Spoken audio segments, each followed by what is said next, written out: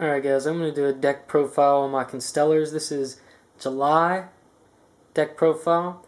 Play it at locals sometimes. It does really good, always top fours. So, I just had a hand surgery. I laid all the cards out, together. Because it's hard for me to just flip through them at the moment. So we're going to start off with Constellar Build. This is basically one of the best cards on the deck. If you don't know what it does, I'm sure you do if you're looking for Constellar decks, but if you don't know what it does, you can banish a Constellar from the grave, bring one to your hand, and then gain an additional normal summon for the turn that you activate this effect. Now you can only use it once per turn.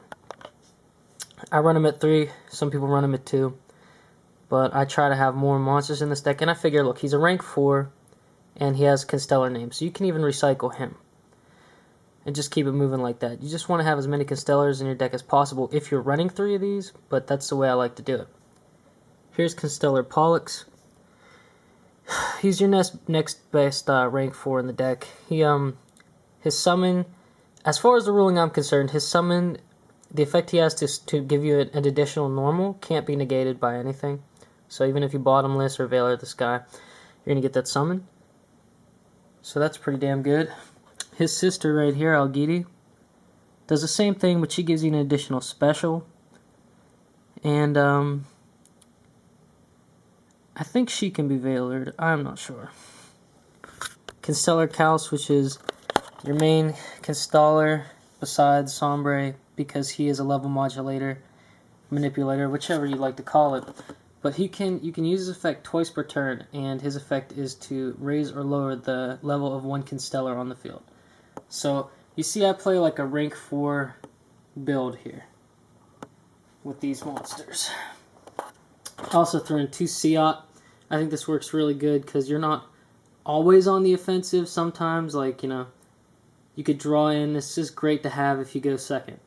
This gives you a little advantage. So, Constellar Seat kind of has the same thing as a Cyber Dragon. If there's a monster on your opponent's side of the field, you can special summon this. And the only reason you would play Seat instead of a Cyber Dragon or Photon Thrasher is because he can also modulate his level and copy any Constellar in the grave or on the field. So he works good. He's weak though, 100 attack, 1600 defense. I like him at 2. I might even drop him to 1, I don't know. Here's Thunder King Ryo. There's a lot to say about Ryo. I'll get back to that. I play a Ghost Ship because I would probably play Cyber Dragon, but this Ghost Ship is really good because you can banish one light monster, any light monster from the grave, and special summon him. He's a rank 5. This lets you go into your rank 5s easier, and I like this.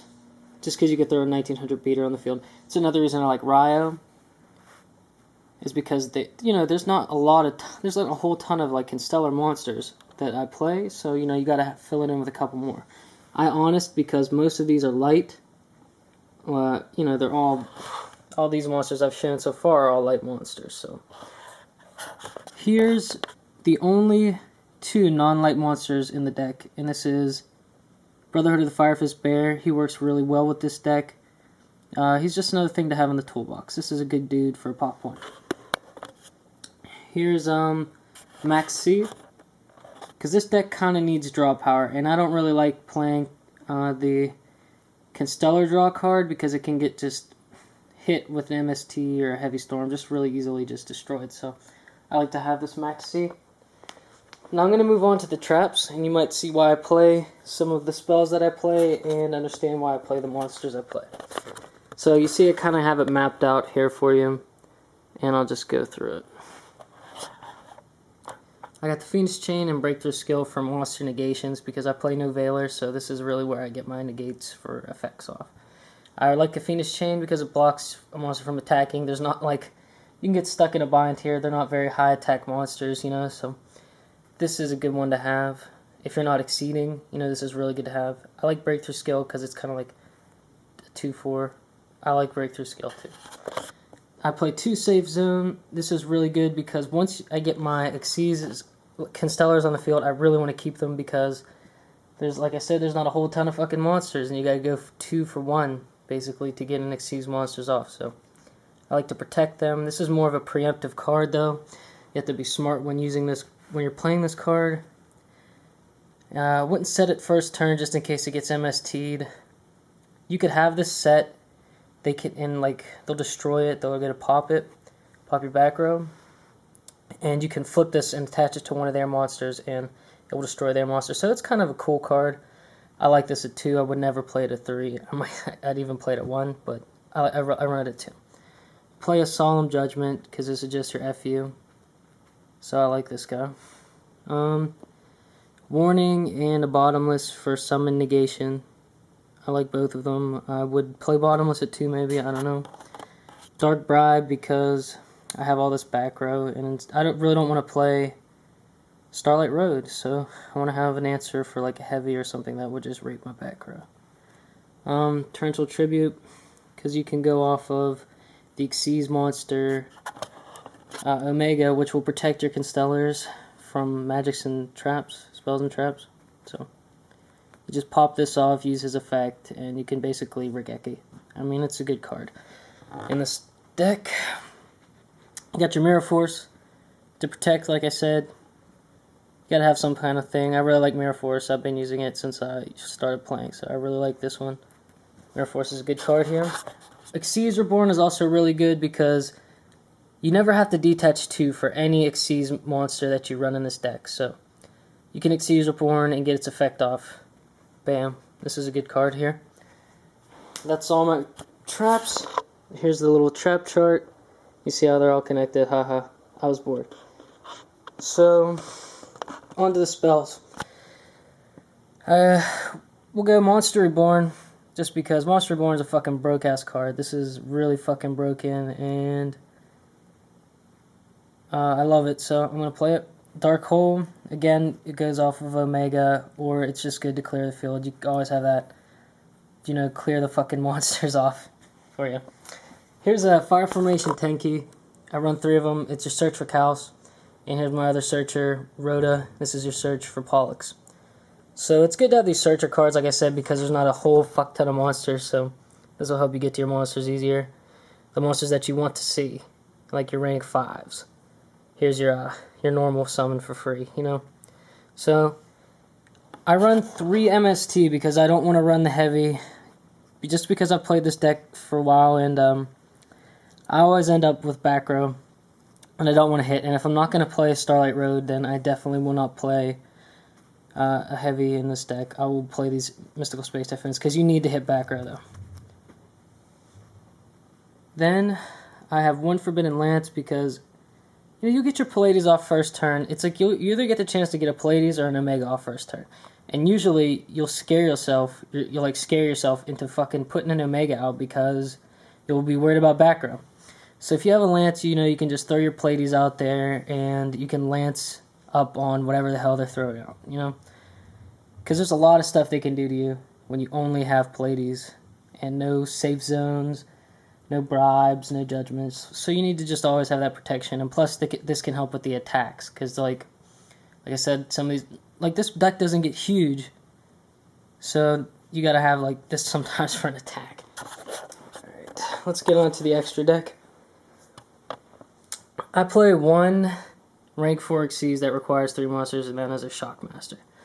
I might play the Sigma. I'd even throw in Ouroboros. I like both cards very much, but I'm just going to throw in Shockmaster because I want some other options in here. Got Maze Stroke, the Symphony de Jin. These are my generics. Diamond Direwolf and Abyss Dweller. This helps deal with... I know you don't see many Mermail match lately, but this can even help with E-Dragons. This deck really has like a little problem with Mermail, so always keep an Abyss Dweller. Diamond Dire, because there are a lot of Beast and Beast Warrior monsters in the deck, so this could even help you go for... You don't even have to pop Diamond Dire, you know, you could pop Diamond Dire, keep them, pop again. It's pretty plus, and it could plus for you. I barely use it, but it's good. Maze Stroke just for defense. Star Liege, this can fucking turn the tide for you. If you don't know what it does, you should just read this really fast. pause it and read it because I'm not fucking waiting. Here's the Omega. This one protects your Constellars from spells and traps. He's a rank 4. Most of the Constellars are rank 4, so he goes pretty good with this deck. This guy is pretty bomb. He pluses off a 10 key, gets his attack up a little bit. So he has some good potential with this deck. Constellar Praesepe, I think that's how you would say that. I have no idea. He is a walking axe of despair for any Constellar in a battle. So even if you're swinging in direct, you can just plus 1,000. So he can go for game, and he can run over anything. Basically, he goes up to 3,400. He can pump your Ptolemy to 37. He can pump up any of your Constellars. So here's my generic rank 5s. Tiraz, the Keeper of Genesis, and Volcasaurus. I just really like the Tiraz. I wouldn't put in an Adrius for that, because Volcasaurus is your Adrius. And I just really like Tiraz. I don't know why. I just like him. Her. Whatever. That's a he. Constellar Pleiades. 3 of them. A lot of people are going to give me shit and say, no, you don't need 3, you don't need 3. But I find that if you're ever in the situation where you need 3, it's always best to have 3, and I'm pretty content with the rest of the extra deck at the moment, so I run him at 3. He's your Mr. Compulse. Here's the Messiah 7. I run 1. You don't need more than 1. It's a good card, but you won't be wanting to go into him all like that, and if you do, it'll be late game. Messiah is great, but I'm only running him at 1. Since I have the Volcasaurus, I also have Gaia Dragon and Thunder Charger. You have no idea how many times you can exceed 5 for Volk, pop a monster, swing in 2,600, and win. So that's my deck build. The only thing I have to say would be maybe instead of the Ryo, because of the 10 keys and, you know, the 4 searchers, why would I want to have a Ryo in the field? Sometimes it's good, though. It slows the opponent down enough where you can just play off with what you have and win. But maybe I'd replace him with a Max C, another Max C, or a card D. But I don't know. You guys let me know. But that's my Constellar build. Pan over it one more time.